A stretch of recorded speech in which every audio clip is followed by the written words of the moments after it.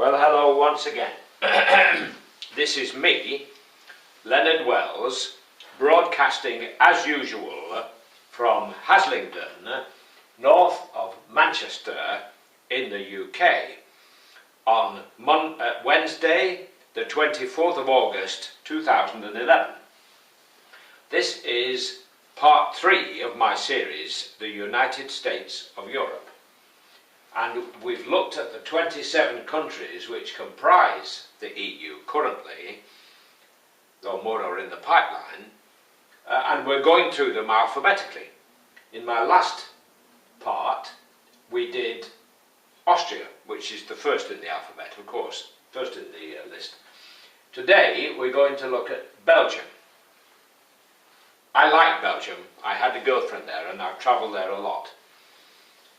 Belgium did not exist until the 19th century. It was part of the Low Countries and all. It was a very confused history. And it was in Belgium, at least what is now called Belgium, that the famous Battle of Waterloo was fought between Napoleon and Wellington, aided and well aided by Blücher, the German general, and his Prussian troops. That was in 1814, approximately. Now, today, of course, Belgium is the centre of the EU. Brussels has been chosen as the centre of all the basic activities of the EU. The Parliament is there, where all the members meet. We have Eurostar from London to Brussels. Many Euro MPs from all over Europe travel regularly to Belgium. So for a country which is very small, only 30,000 square kilometres, and only 10 million people, though more than Austria, which is a bigger country, almost 3 times the size, Belgium has a population of some 10 million. Brussels has about 1.8 million. So the population is actually less than Vienna. Belgium is famous for several things. Belgian chocolates. Oh, what a dream. Belgian chocolate is a kind of temptation from hell for me, because I have type 2 diabetes, so I'm not allowed to eat chocolates. If ever I reach the stage where I've had enough of life on this planet, I shall buy 10 boxes of Belgian chocolates, eat a lot, and say, good night Vienna, if you pardon the pun. Now, today it's a very cosmopolitan city, Belgium.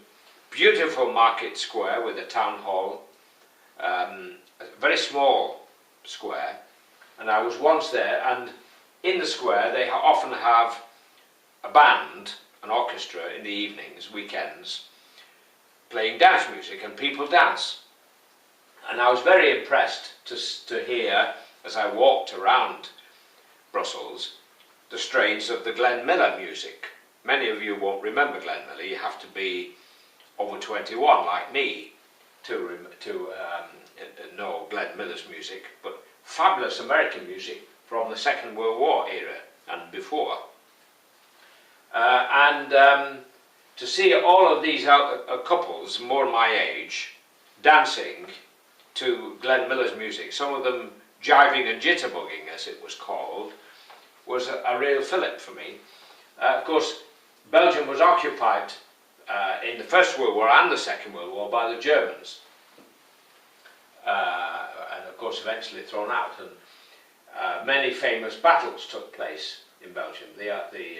Belgium has an area called the Ardennes, and it was through the Ardennes that Germany first attacked France in 1940, and then tried again, Hitler's last stand, when he tried to take Antwerp by sending his finest remaining troops and tanks through the Ardennes to try and take the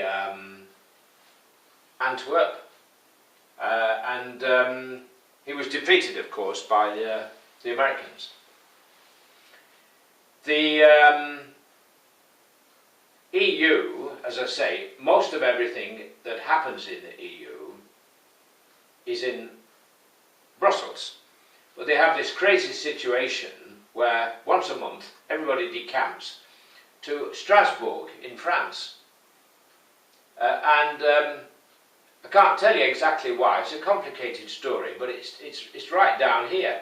So it costs us Europeans millions, literally millions of euros for everybody to move once a month to hold their meetings in Strasbourg.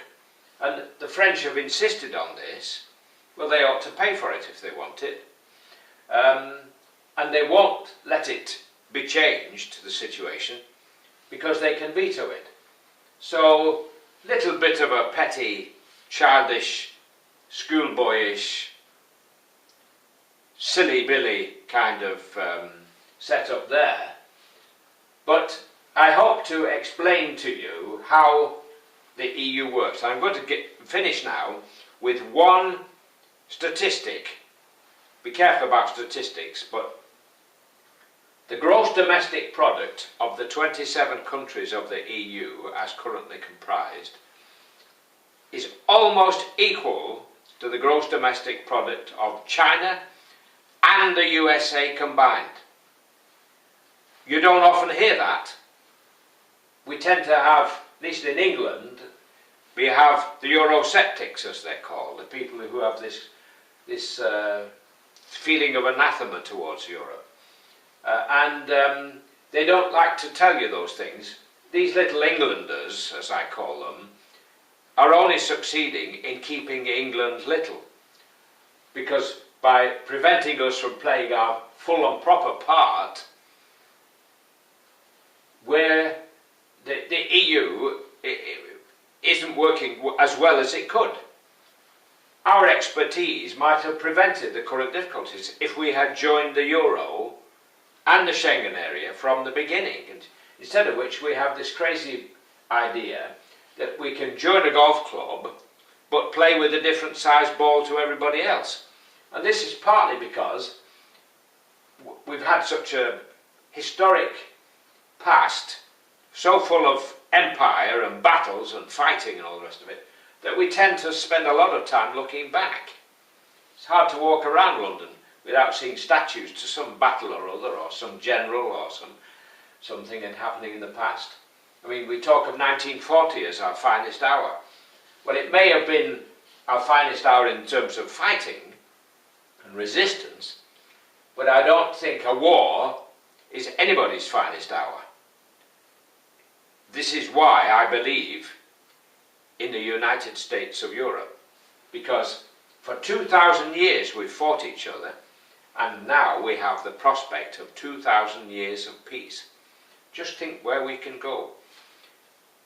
My next country, in my next episode, will be Bulgaria.